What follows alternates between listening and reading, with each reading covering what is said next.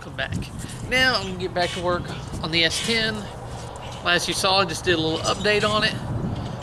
But what I'm gonna do right now, because I have the PCM down and accessible, I'm gonna go ahead and install the chip. Now this is honestly really simple, straightforward install, but I just want to go ahead and do it anyway. I want to get out of the way. Number two, show y'all, but also talk about the chip. It is a power chip from Hypertech. Now this is a stage 1 chip. It is the Street Runner series. Now according to Summit, it requires 91 or higher octane. According to the little pamphlet in here, the instructions, it says 93 or higher. I'm hoping to get away with 91 because that's mostly what I have on the pumps here. I think there's only 1 or 2 stations around that has 93. So hopefully 91 will work. If not, I'll just have to go to the other ones to get 93. It's not a big deal, but I'm going to install it later on. Obviously, when I get this thing driving, y'all all know how it runs in, but really this is the stage 1 chip, and it is supposed to improve the spark curve and fuel flow at wide open throttle. That's actually what it says. I think before I said part throttle, but it's really wide open throttle. It's not supposed to affect your idle at all. So in all reality, what this will do is it'll allow us to keep it fairly efficient at the low end while we're cruising around and all that, and then basically make it more aggressive when we go wide open throttle like it really honestly needs to be. So hopefully this will actually wake this little thing up. Now obviously I've never driven this S10 with this engine in it. Now I did drive the engine actually with this engine transmission in the truck that it was out of. I actually drove it. I bought the truck several miles away and drove it home from another town, and it ran fairly fine. It was a heavy half truck, so it was a 6-lug 2-wheel drive, long bed, and kind of heavy, but it still had plenty of power and torque to move that big truck. So it'll be plenty enough to move the small truck, and hopefully with this little add-on here, it'll honestly be enough power with all the rest of the bolt-ons to actually make it fun. So let's just get to installing this. I'm going to take a 1/4 inch here and take these 2 little screws out. That's just holding this cover on.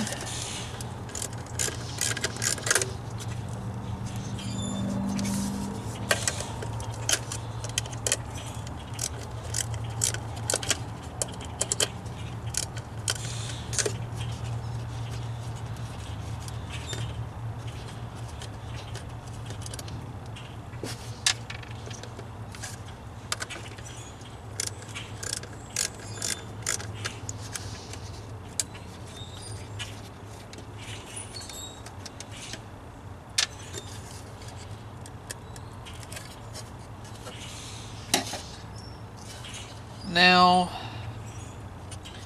here's a stock one. I have to take this cover off. There we go.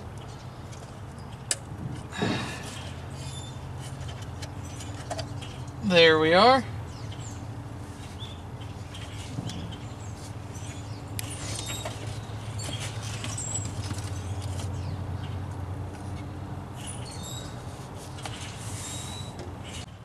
Now hopefully you can see this.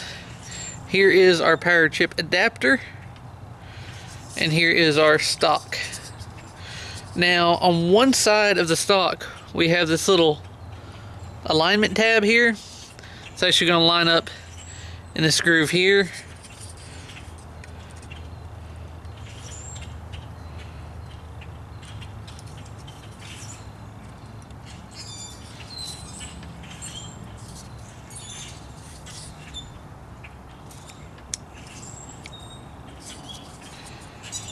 Just like so. You can see the alignment tabs there. It is fully compressed, and that's all there is to that part. Now technically, in theory, you can't put this on backwards because these 2 little alignment tabs here on this side, and there's not one in the middle, will not allow it to actually go down properly. So now all I have to do is just put the chip back in the PCM. And again, there's only one way this can go in. So I'm just going to go in just like that.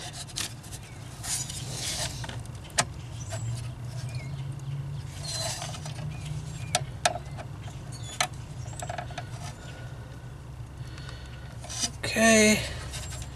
And apparently, it looks like we can actually, luckily, lock it back down with these tabs we used that was locking it down before. You can see that one already locked itself down once it was right.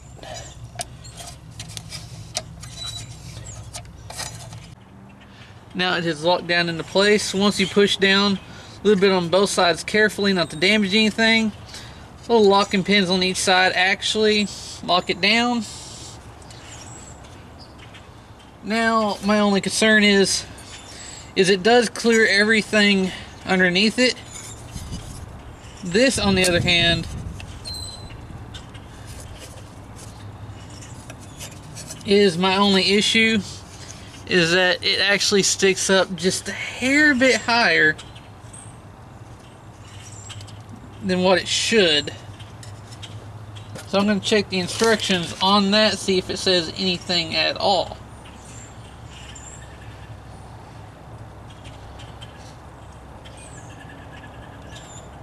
All it says is to reinstall the access cover. So I'm not sure if there's any trick to it or not. So you can see the original access cover. You can see that it does have a little worn spot where it does sit up against the chip. So I'm just going to go ahead and, yeah, it does fit over it. I guess what it is that foam right there where it's not worn down is making it tighter. Yeah, because it sits better, a little better that way, so it's probably just that foam. I'm just hoping that this won't cause any future damage, but I'm not going to tighten it down too tight just in case. Just going to snug these down. Try to keep as much dust and dirt out of it as possible. And then I'm going to put it somewhere. Alright, there it is.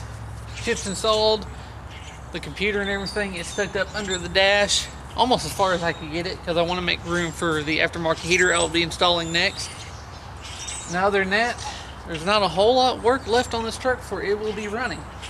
So be sure to stick around, because really I don't have much left. I got to get the pulley on where the power steering pump went so that I can get the serpentine belt on, exhaust built, heater installed, check a few things. The engine will be able to run.